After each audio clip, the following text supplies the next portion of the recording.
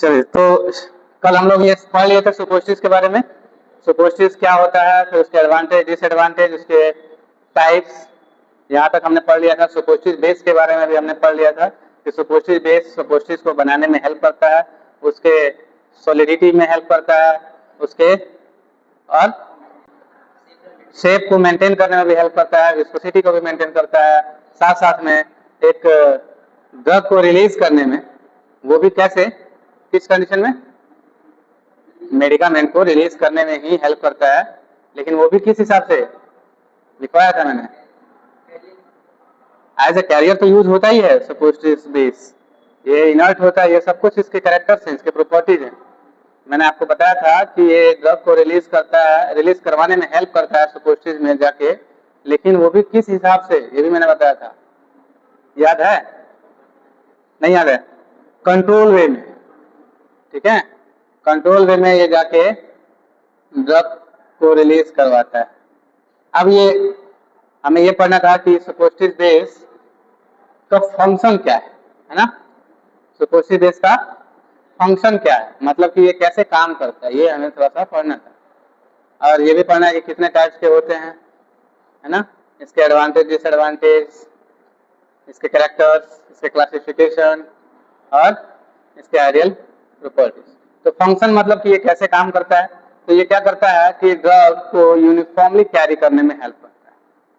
Drug को uniformly मतलब एक समान कैरी करने में हेल्प करता है। वहां पे ये अपना परफॉर्मेंस दिखलाता है सुपोस्टिस के अंदर, ठीक, यूनिफॉर्म मीन्स एक समान, ठीक है। और सुपोस्टिस को एक स्ट्रेंथ देने में और उसको रिक्वायर्ड शेप, जिस शेप में बनाया जाता है उस शेप में बनाए रखने में भी इसको हेल्प करता है। ये सारी चीजें आपने पढ़ लिया था, बता दिया था मैं फंक्शन के बारे में। आइडियल प्रॉपर्टीज भी यही सेम चीज, जो कि ये इनर्ट होता है ना, किसी के साथ रिएक्शन नहीं करता है, नॉन टॉक्सिक होता है। और ये जो आइडियल प्रॉपर्टीज है वो मतलब फिजिकली भी और केमिकली भी दोनों तरह से ये हेल्प करता है। फिजिकली कैसे, तो स्मूथ टेक्सचर देने में हेल्प करता है, सॉफ्ट रहता है ना। फिर आसानी से इंसर्ट करवाने में भी हेल्प करवाता है, बॉडी के अंदर इंसर्ट करवाना है ना सुपोस्टिस को, तो सुपोस्टिस बेस उसमें हेल्प करता है, ठीक। रूम टेम्परेचर पे सॉलिड बना रहे, इसमें हेल्प करता है। फिर हार्डनेस में भी हेल्प करता है, और इसको बॉडी टेम्परेचर पे जाके मेल्ट हो जाना है, डिजोल्व हो जाना है, उसमें भी जाके ये हेल्प करता है, ठीक। ये सारा इसका फिजिकल प्रॉपर्टीज। और केमिकल प्रॉपर्टीज में क्या है, केमिकल प्रॉपर्टीज में है कि केमिकली स्टेबल रखता है और ऑक्सीडेशन में रेसिस्टेंस बन के खड़ा होता है, मीन्स रुकावट बन के खड़ा होता है। ऑक्सीडेशन की जो प्रोसेस होती है, हवा लग गया दवा खराब हो गया, तो वो काम इस नहीं करने देता, थोड़ा सा मतलब रोक के रखता है। रेसिस्टेंस टू ऑक्सीडेशन, ऑक्सीडेशन की जो प्रोसेस होती है उस प्रोसेस में रेसिस्टेंस मीन्स रुकावट बन के काम करता है, सुपोस्टिस को हेल्प करता है, ऑक्सीडेशन से बचाता है, ठीक है। अब कंपैटिबल विथ ड्रग, दूसरे ड्रग के साथ कंपैटिबल होता है सुपोस्टिस बेस, ये केमिकल प्रॉपर्टीज है। और अनप्लीजेंट ऑर्डर से ये फ्री रहता है, मीन्स आपको ऐसा नहीं लगेगा कि बैड स्मेल उसमें से आ रहा है। एक अनप्लीजेंट जो ऑर्डर है, स्मेल है, खुशबू, वहां से महक जो आ रही थी उस दवाई से, उससे आपको निजात, छुटकारा दिला देता है सुपोस्टिस बेस, ठीक है। अब फार्मास्यूटिकल प्रॉपर्टी ऐसे ही है कि यूनिफॉर्मली ड्रग डिस्ट्रीब्यूशन में हेल्प करता है, गुड सेल्फ लाइफ होते हैं इसके, नॉन इरिटेंट होता है, इजिली मोल्डिंग हो जाती है। अब बात करते हैं हम इसके क्लासिफिकेशन, ये इंपॉर्टेंट है क्लासिफिकेशन, ये जानना जरूरी है कि कितने टाइप्स के ये होते हैं और सबका क्या क्या रोल है, ये भी हमें पढ़ना है। तो सुपोस्टिस बेस दो टाइप्स का होता है, कौन कौन सा, एक तो होता है फैटी बेस और दूसरा कौन सा होता है, कौन सा, वाटर सॉल्युबल बेस, ठीक। वाटर सॉल्युबल बेस का दूसरा नाम क्या है, मिसिबल, किसके साथ, वाटर मिसिबल, मीन्स वाटर के साथ ये मिसिबल, घुलनशील होता है। और इसका दूसरा नाम क्या है, ओलिजिनियस बेस, OLEAGINE, ओलिजिनियस बेस, ठीक। न्यू स्टूडेंट समझ में आ रहा, वर्ड समझ में आ रहा है, ओलिजिनियस मीन्स ऑयली, ऑयल का मात्रा इसमें ज्यादा रहता है, ठीक है। फैटी बेस नाम भी पता चलता है। अब फैटी बेस को दो टाइप्स में कैटेगराइज किया गया, कौन कौन सा, एक है नेचुरल, दूसरा है सिंथेटिक। ठीक, सिंथेटिक में मैंने बताया था ये कौन से होते हैं, इसके एग्जांपल कौन से हैं, विटेक्सोल और कौन सा, सिंथेटिक में फैटी बेस और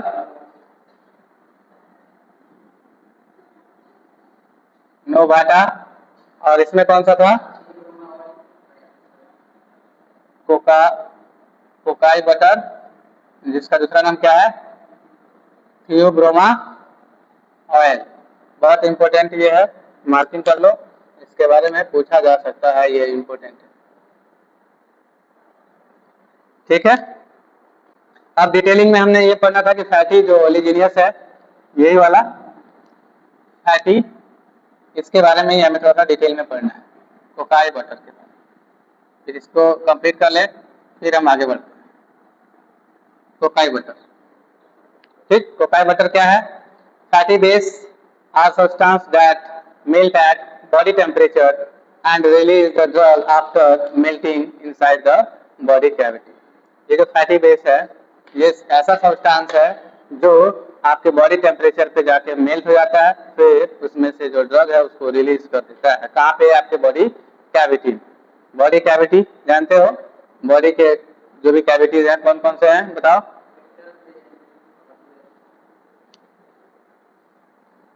वेजाइना, यूरेथ्रा, रेक्टम, नोज और ईयर, ये आपके बॉडी कैविटी हैं। इतने टाइप के सपोस्टिज आते हैं। इन बॉडी कैविटी में जाके ये जो फैटी बेस है आपके बॉडी टेम्परेचर पे जाके मेल्ट हो जाता है, फिर उस अपने आप में से ड्रग को रिलीज करवा देता है, बाहर निकाल देता है। ठीक है, और ये सबसे ओल्डेस्ट और मोस्ट कॉमन यूज्ड होने वाला सपोस्टिव बेस, जो फैटी बेस है, सपोस्टिव बेस का सबसे ओल्डेस्ट और कॉमनली यूज होने वाला सपोस्टिव बेस कौन क्या है, ये एक तो ओल्डेस्ट है और कॉमन है, मोस्टली यूज किया जाता है। ठीक, सपोस्टिव बेस के रूप में फैटी बेस। ठीक है, जिसका एग्जांपल्स है कोका बटर या थियोब्रोमा ऑयल। इसका क्या खासियत है, क्यों ये इतना यूज किया जाता है, क्या कैरेक्टर्स है इसका, क्या प्रॉपर्टीज है, तो ये इनसॉल्युबल इन वाटर होता है, वाटर में ये सॉल्युबल नहीं होता, फैट में ही जाके सॉल्युबल होगा।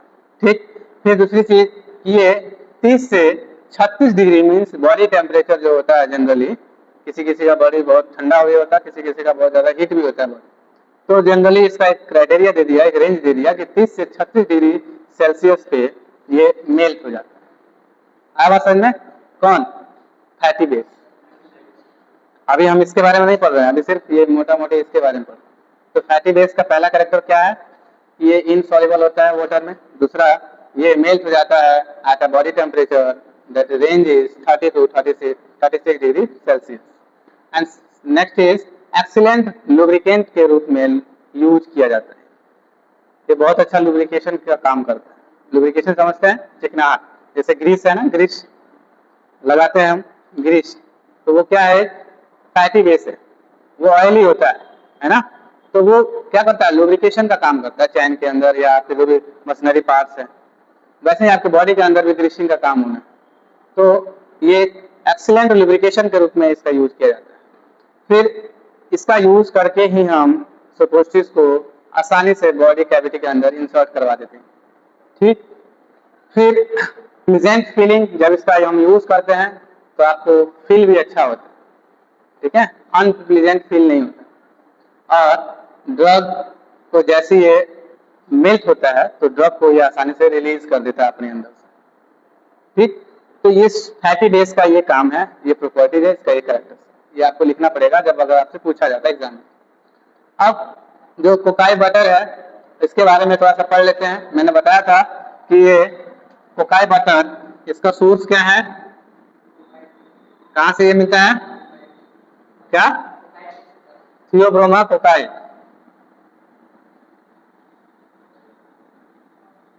ये क्या है, कोकाई ट्री है।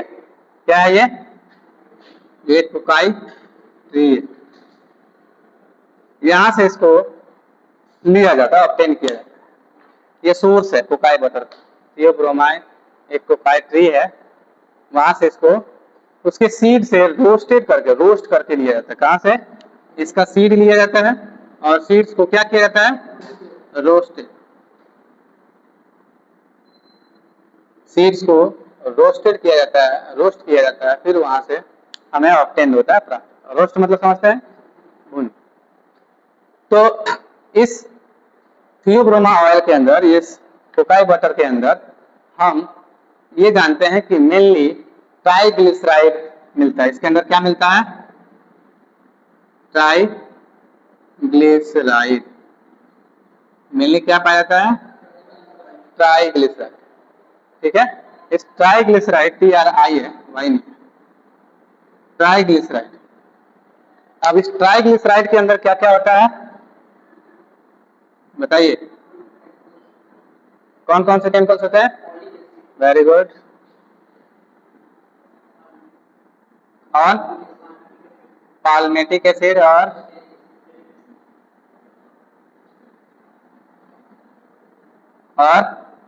भी कुछ होता है? अदर्स, और भी सारे कंपोनेंट्स इसमें मिलते हैं। अभी इनका परसेंटेज भी डिसाइड होता है कि लगभग कितना मिल जाता है। तो ओलिक एसिड आपका 35% मिलता है। पाल्मेटिक एसिड कितना मिलता है? कितना? 25। और स्टेरिक एसिड 35%, और बाकी ये अप्रोक्स में जो बच गया 5% अदर्स हो जाता है। ठीक है, 35 70 और ये 25 95 हो गया, और 5% में अदर 100% आपका ट्राइग्लिसराइड कंप्लीट हो जाता है। ठीक है, अब इसका फिजिकल प्रॉपर्टी मींस इसको आप फिजिकली कैसे जांच पाओगे कि ये कोकाई बटर है, ट्राइग्लिसराइड है? तो इसका जो कलर होता है वो पेल येलो कलर का। कौन से कलर का होता है?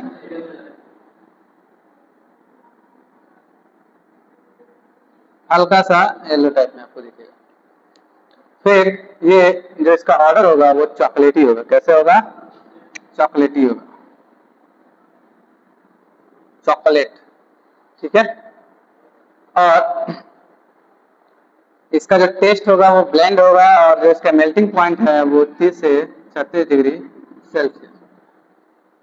ठीक है, और ये इनसॉल्युबल इन वाटर होता है, वाटर में ये सॉल्युबल नहीं होता है, इनसॉल्युबल इन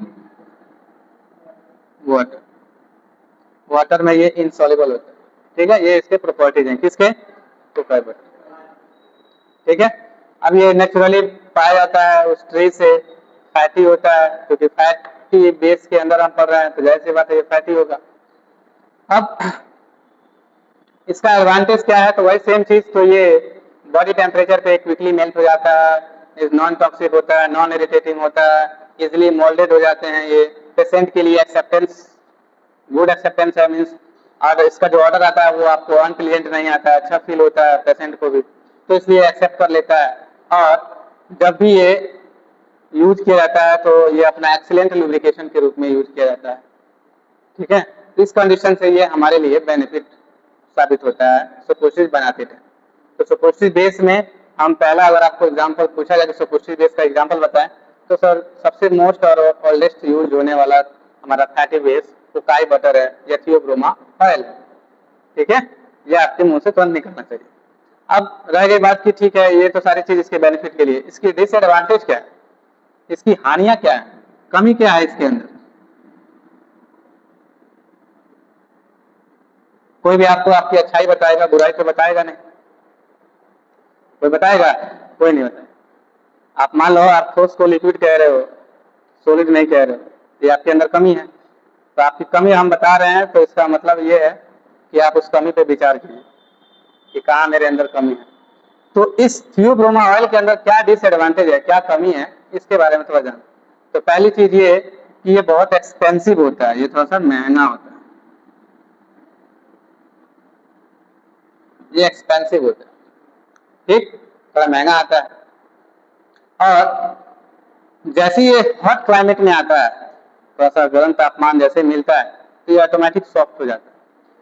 तो जब सॉफ्ट हो जाएगा तो आप इंसर्ट नहीं करवा पाएंगे बॉडी टेम्परेचर के ऊपर, बॉडी कैविटी के अंदर आप इंसर्ट नहीं करवा। जैसे मान लो कोई चीज है वो हार्ड है, मोमबत्ती आप देख लो, मोमबत्ती को आप जैसे आप कैंडल हाथ में लेते हो तो आपको लगता है कि हाँ ठीक है, लेकिन वही गर्मियों के दिन में मोमबत्ती को जब हीट ज्यादा मिल जाता है, चिपक जाता है या पिघलने लगता है, तो आपको सॉफ्ट फील होने लगता है। वो मोमबत्ती आप एक जगह खड़ा करना चाहो तो खड़ा नहीं होगा। तो वो क्या हुआ भाई, हाई टेम्परेचर पे वो सॉफ्ट हो गया, मेल्ट होना स्टार्ट कर रहा है। तो ये उसके लिए क्या है, डिसएडवांटेज हो जाएगा। इस हॉट क्लाइमेट में वो सॉफ्ट हो जा रहा है, ऐसे ही ये हॉट क्लाइमेट में क्या हुआ, ये सॉफ्ट हो जाएगा और पॉलीमॉर्फिज्म का रूप धारण कर लेगा। पॉलीमॉर्फिज्म ने पहले आप लोग नहीं पढ़े होंगे। पॉलीमॉर्फिज्म अलग अलग तरह का ये क्रिस्टल रूप में आपको दिखने लगेगा, ठीक है, चमकता हुआ, तो पॉलीमॉर्फिज्म के रूप में आ जाता है। फिर जैसे ही आप इस सपोस्टिस को यूज करेंगे और हॉट क्लाइमेट होगा वहां पे, और जैसे ही आप बॉडी के अंदर इंसर्ट करवाएंगे तो होगा क्या, लीकेज का प्रॉब्लम आ सकता है। दवाई मेडिसिन जो है उसके अंदर से लीक करना स्टार्ट करती है, बॉडी के अंदर गया ही नहीं, बाहर ही लीक कर गया, मतलब हमारी सारी मेडिसिन खराब होगी। तो ये है क्या है, डिसएडवांटेज। और unsuitable for tropical climate without refrigeration, means जो ट्रॉपिकल क्लाइमेट है जहाँ पे गर्मी ज्यादा है, वहां पे आप बिना रेफ्रिजरेशन को इसको स्टोर नहीं कर सकते। इसको स्टोर करने के लिए क्या चाहिए आपको, रेफ्रिजरेटर चाहिए, फ्रिज चाहिए, ठीक है। तो ये सबसे बड़ा इसका डिसएडवांटेज है। अब आप बात एक आई थी पॉलीमॉर्फिज्म।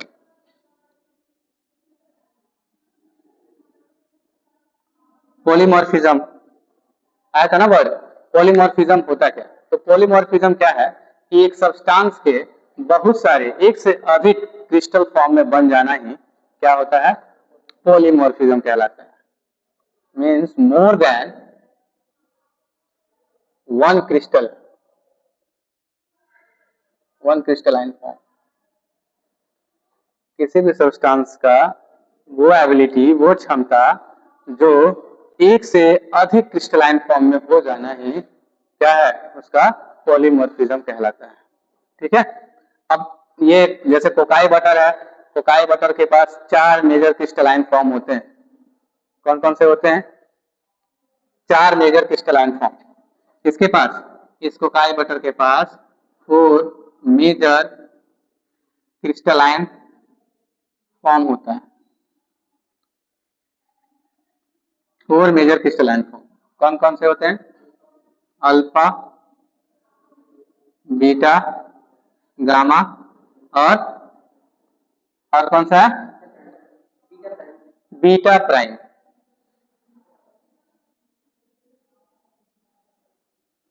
अल्फा, बीटा, गामा और बीटा प्राइम, ये 4 मेजर क्रिस्टलाइन फॉर्म है किसके, कोकाई बटर के। और यही 4 मेजर क्रिस्टलाइन फॉर्म क्या कहलाएगा, क्या कहलाता है, पॉलीमॉर्फिज्म।